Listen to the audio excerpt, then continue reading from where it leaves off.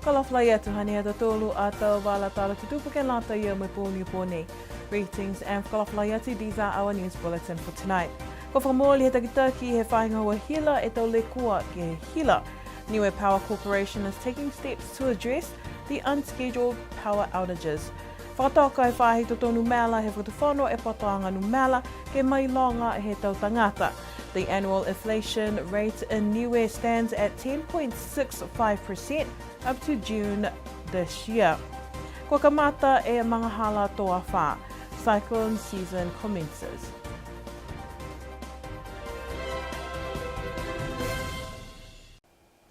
Kua whamoli he takitaki he whainga hoa hila e tau le kua ke hila he motu. Kia mahina kua male ni ko whakatū ai ua e tula ti solo ke hukui aki e tau tula tuai ko hi moe nāka i hanghang mitaki ke whakaonga ke uta a ke lolo ti solo ke he tau masini tāwili hila. Whakatupe whakatuwhano ni silani e tau tula ti solo moe kua ono fuluma value awhi he taha e tula. Pe mai takitaki e whainga hua hila he mga aho ni kua katoa-toa e taunga hua he kautaha ni kua tause po ke whakatua ai e tau tula kua liliwatu na lau tolu ki New Zealand moe nākai whakatoka-toka whai whakatoka-tokanga ke lata ia moe tau tula. Mea naha te tūru ni tutupu, ke tau mamase hira ni tutupu, ke tau pahata mahoa po morikitua. Nā kai koe tupu mai ha koe tau kawihila, koe tau ensini tāwiri hila. Kua mai longa ki ai ke he ahui ni awhi, koe tau tula fōu ni whakatutu he tau ngaho ka moare ke whakafōua ke tau tula tuai kua malana, mai i. Kua hepe tau whakanumelang he tau tula. Koe hananga hua he monei kua langa mai he menei ni kisia ni awhi. Kua lairi whakarai he ia ke patch up e tau tama air leak, he tau paipa. Koe mena kua na kisia whoki ni laua he ngaho ni commissioner e tau tula ko, pe whakatutu e tau tula. Ai mau mitaki e wharu paipa, pe he mai ni a laua. Koe matangi ne nofila pe he tau paipa ti solo ia tō whanau ni singaro. Ka pe he ko whai pū po ke whai ai mau mitaki tau tūtaki tau paipa ti solo ne tūtaki e laua. Tō hoko matangi ki lok. Moi whakakarea ki malolo he lolo ti solo ne whakamahua ki tu insini e tatu. Ke he tau whai tau pukuku kua mole ne Masef Kaofo e malolo hila, ha kua whai ea ne kua hu atu moe lafi moe lolo ti solo ne whai whakaonga he tau inisini tāwili hila. Kai ki koe tau tāmase hila whakatoka pau aki, tō mai ke he whainga hua, tungani whamahani, ke o te whakaroanga ke tau tangata e motu, moe tau whainga hua whakatwhono, moe whairoa ai, moe amanaki ke tāmase hila he aho e, tau tulai e. Kaka eke koe tau mase hila tuku whakaofo, nā kai mai ke maturu ke whakairoa ke tau tangata, kopi hia hane whai amene tuku. Koe mena ai wharo mga aho, tungani ai koe mga mori amanaki ne hila si mase, ai roa matu. Nā hahai ai whoki taha tangata ne huhu mai, ke mai he kopenga hila, koe manako ke iloa, koe hei ngoa e tau matapalaki, koe tau secha ia kahane i roa te tō, koe hei ngoa e tau koloa kua mtaki, mai nata tōnu mea te tōle tau koloa i niwi. Ke mao nei koe ngā hua ngai ani e whahinga hua hila, moe pulotu ne ko hoko mai pa waki i New Zealand ke tause ai e tau le kua ke he hila. Niue Power Corporation is taking steps to address the unscheduled power outages. These outages have been caused by airlocks in the fuel system. This is Sofia Koroitanoa with more details. Recently, airlocks in the fuel system have been causing a number of unscheduled power outages, frustrating the public. It was caused by fuel problem. The outages does not caused by the engine failure or the cables. We actually identified yesterday the fuel tank was newly installed and commissioned, was wrongly configured and connecting to the same lines that we used before with different engines. NPC has been working with a consultant to help fix the issue. It's a difficult situation, but there's a lot of thinking in a short time to try and make do with what we got, with a little bit of experience with this new system we have. We just have to work around the system to make sure the fuel flow back into the engine and get it going again. There are few areas within the power corporation that it can cause the sudden power cut. Like it says, unpredicted power cut could be the engine itself, or could be the fuel. We don't know until we work on it once the power cut happens. But that power cut, no, we can't tell when it's going to happen. In the event of a scheduled power outage, the public will be informed beforehand. Sofia Koroitanoa, BCN News. Ke whae tapu nei, kua whakataukai whahi to tonu meala he whakatuwhano, e patanga nu meala ke mailonga he tau tangata. Hanga uia ke he tau koloa whakafua, ke he tau whale whakafua koloa, me tau pisinisi ke he motu. Ko mule e whakisianga he tau matunu meala nei, ha kua taha inga hua lahi he ofisa to tonu meala, ne ko tau se ke lata ia me kumikumianga he kato ne tokai e tau koloa whakatau. Si tunga ia, ono mai ke he mahina Mercy, he tau nei ke he mahina Uni, tōru mahina ia, ko e horoanga he tau koloa, haia ai hake e lahi e tau koloa ki lunga, tu mau ni ke he kere. Tunga ia koe koe onoanga ke he honfuru mo mahina Uni ka he tau ua a whiwhitu, e honfuru poini ono e pasene ne hake ai. Koe hake lahi ia matau matakainanga, lahi ni ke he tapaka, ke he tau tapaka. Tunga ia ka tōta he lahi hake he tapaka he tau kamoari. Koe mene niki sia e koe ha whakatatai e mga ho e nei mahina Uni, he tau nei mo mahina Uni, he tau kamoari, si mo ai ka he ke ia mo lahi he hake. Ka ono ke he tau mana lahi, ne hake tunga ia, koe kai ta hamna lahi. Ono ke he kai, ai whakakisi mo mai mo tūru ke mga huia, e hifo e whakatauanga ke he tau kai. Hifo e lahi he tupi ne whakatau ke tau kai.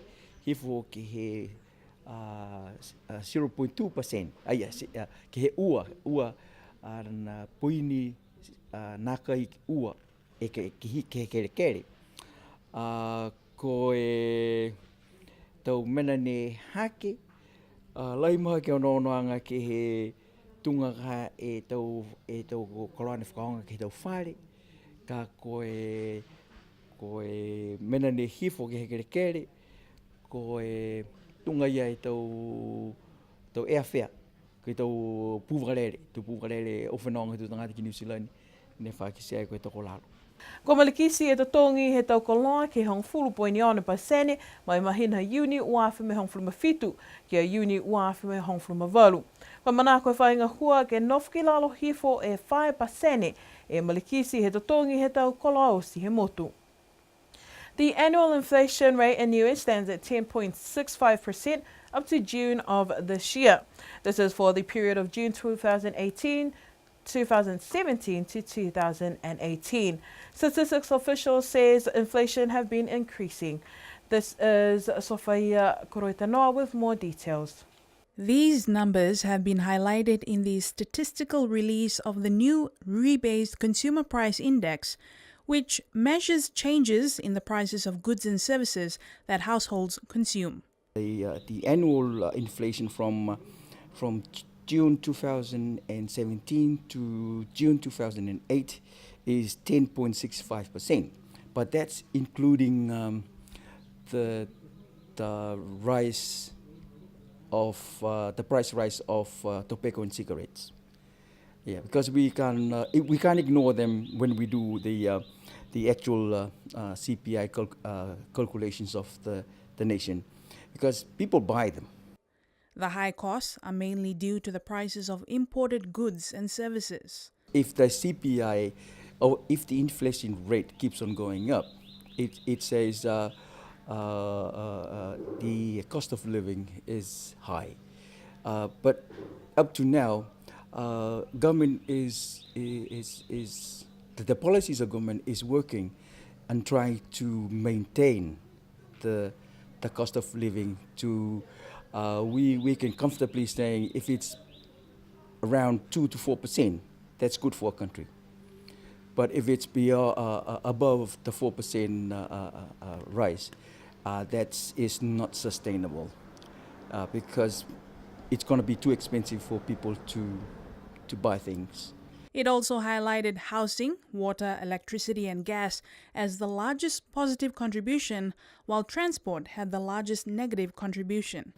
No, the high contributors to the CPI are normally the ones that we buy a lot, like food, for example, and in particularly the prices for cigarettes and tobacco. But the lower contributors at the moment, I see it is as the airfares to Auckland and back, because they tend to move a lot. Yeah, at times they're high, but most of the time throughout the year, they can go as low as $199 for a trip down to Auckland, and pay maybe $390 to come back. This rebasing activity was based on the 2015-2016 Household Income and Expenditure Survey. Sofia Koroitanoa, BCN News. Koe ahonei ni kua kamata e mga hala tō a wha, kua whailoa ai he whahi ngā hua fuafuang matangi, amana ke niwe ke lauia ke he taha po ke ua e a wha malolo he mga hala a wha nei. Pē mai tauta ke whainga hua fuafuang matangi ko Rasi Misiapo, nā kai tūmita ke niwe me tō matangi malolo, he anono ki ai ke he mga hala ha te Samo, ua awhi me hongfuluma walu ke he ka hoko atu ki a Januari, ua awhi me hongfuluma hiva. Ko fuafua ai foki ke lahi e uha ke he matahiku he tau pihia foki me tau matangi malolo. Ko fuafuanga ke fitu ke he walu e matangi malolo ni kua manaki ke lauia ani we fuafua foki ke ua e a wha malolo ka lauia i e motu. Kua hata ki e whainga hua fuafuanga matangi ke tūmau ke whanoanongo ke leo taongo pihia foki me tau pala ngā hua me tau whailoanga he TV ni we, ke tau whailoanga hangawia ke he tau fuafuang matangi me ke mautali ke tau mga hosi. Ko tau mga hala toa wha he motu mai he aho taha i a Novema ke aho tolongo fulu i a Pelila, ke he tau osi ka e mai ke ngaia ni ke whai a wha I whafo he mga hala a wha. As we enter into the official cyclone season from today, the Weather Office has forecasted 1 to 2 severe cyclones for Niue. Director of Niue Meteorological Services, Rossi Misiapo, says the prediction for Niue is an increased risk for cyclone activity, especially from December 2018 to February 2019.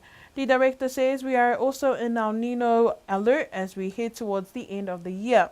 Conditions for Niue is below normal rainfall and risk of intense cyclones. An average of 7 to 8 cyclones have been predicted for the region and about 1 to 2 severe cyclones predicted for Niue. People are advised to remain vigilant and adhere to advice from the department. Tropical depressions can also pose storm-like conditions. Early planning and preparation is key. The cyclone season is from the 1st of November to the 30th of April 2019. Tropical Cyclone Liua was the first cyclone outside of the season that formed in September 2018. Kua ngā hua o loa e tau tangata he motu mai lali ke tuli tupe ke lata ia me tahamatkainanga Niue ne kua lauia e ke tau ngā ngāo kensa ke he huhu. Ke he aho i ni awhi ko ngā hua whalataha e whahe malolo sino, taonga ni we, me matakau, takitaki ngā hua he scenic manawai, ke tau se e whakaloanga Pink High Tea, ke lata mo e whakalaulahianga he tau māmanga, he tau mamatofiwhine, ke ngā ngāo Kansā ke he huhu. Toko whitungo whuruma tōlu, he tau mamatofiwhine ne ko hoko atu, waki ke he scenic manawai, whalata fōki e pulotu, e ke kafo ke tau ngā ngāo Kansā, ke he huhu ko tapa whitau, mai sa moa ke whakatutala me tau mamatofiwhine. Whai whakatutalanga e hama tōra e ke kawha, ko Dr. Tapa, mo lau tōre tau mamatofiwhine, ke he whaura tau mena ni ko maiki, he tau mamatofiwhine ke tau usi, he mangaho ka whia i loa alo tōru ko moana kai he ngangao Kansā nei ke he huhutunga nei e ne whakamāme ia. Mahuinga lahi e ono, koe tōru e mena ia ne whakailoa e ke hāni awhi, koe look, feel and seek help. Yeah, so koe ono whakamua e matofiwhine ke he hana fuahuhu, koe whai sanga mao na kai, po ke tomoa te matahuhu ki loto, po ke whai toto na kai ne hau ki tua he matahuhu, pia whuki ni mai amu, po ke whata, ke longoni ia e sanga mao ke huhu hana si koe. Whakamama ia mua atu ke he walakakano he sino, ne tata atu ke he shoulder ia ka tō koe ke maike ia ke longona po ke kisia ko whai ngangao Kansā na kai ke hana sino si maike whoki ke ono koe lanu fuamori na kai whoki fuahu so koe whaurua tau whakakisianga ke he e na ko maike he matuwhine ke kisia ko moa na kai ia he ngangao Kansā ke he huhu. Ke tau kumikumianga he taha he tau pulotu, he whahe malolo sino, ke he tau uawhe, ke he uawhe mai hongwhuruma whā. Ke lata me tō ngā ngāo Kansā, ko kisia koe ngā ngāo Kansā ke he huhu, ne kua laui ai hongwhuruma walu e pasene, he tau mamatofiwhine he motu. Ko whai whakaloanga whoki e whahe malolo sino, ke whalangmatai atu ke he tau mamatofiwhine. Whakahoho he whahe malolo sino e tau mamatofiwhine, ne koe tau atu mai he whangwhuruma lima, ke he onawhuruma hiwa tau, ke o atu ke he tau e ke kafo, ke siwi, mo e tau se whaloa tau kumikumianga ke kai ke ko hoko atu ki Ni Silani.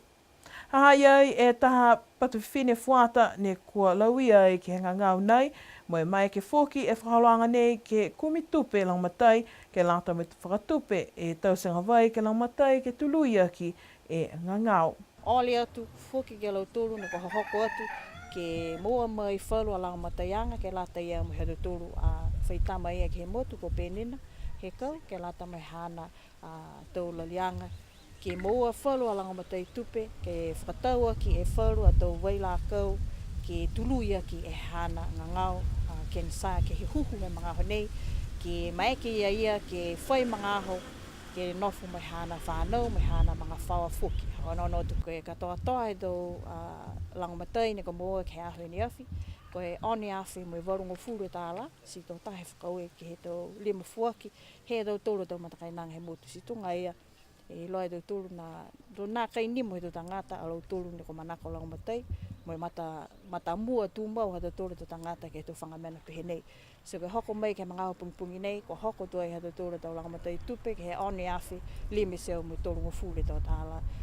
Amana ki e whahe malolo sino, mo e tāngani we, pia whoki, we Scenic Manawai, ke whawhano e tau tupilang matai, ke he whahe tapkahau. Breast cancer is the leading cancer among women in Niue, while prostate and bowel cancer are the leading cancer for men. This has been revealed as Pinktober awareness campaign came to an end yesterday at the Scenic Manawai, which also included a fundraising for a local woman undergoing treatment in Auckland. More than $6,000 were raised. I do not have the exact figures of what the cases have been referred, although I do have exact figures from an audit report done in the year 2015 by a visiting Massey University researcher, Dr. Foliaki. And Dr. Foliaki's report comprised of 14 years of retrospective review of the cancer cases in Niue. So his report has revealed of more than about 69 cases altogether, and that's where I got the figures from, where breast cancer is the leading cancer in Niue women, and as aforementioned for men with bowel and prostate. People are being advised to undergo early screening. Most significant risk factor that women need to be aware of is that if they have a first-degree relative with breast cancer, so if they had a mother who has breast cancer, sisters, or any of the siblings has developed breast cancer, they are at risk of developing breast cancer themselves. Although that any cancer, such as bowel, liver, ovaries, uterus as well, is another indication that you are at risk. And if you are considered to be high risk, you might require to have earlier screening rather than later, although the general advice from New Zealand is to have your first mammogram at 45, but if you do have any of the risk factors, you may need to have your screening done earlier, both for men and women in terms of cancer. The women will also be looking if there's any lumps.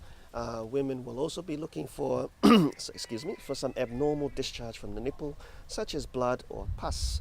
Women will, after they look, they will also need to feel. So again, there's a special way that you feel your breast, and basically you're trying to feel for any abnormal lumps, hardening, pain along the breast area as well.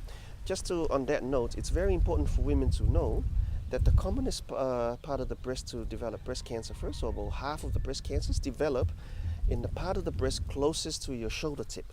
So women need to concentrate on that particular area when they are palpating for masses or feeling for masses. And that is all of our news bulletin for tonight. Koes mene hata tolu atau wala tala tutupu ke lata ia me puli pone. Ke nono wha me ke mrina.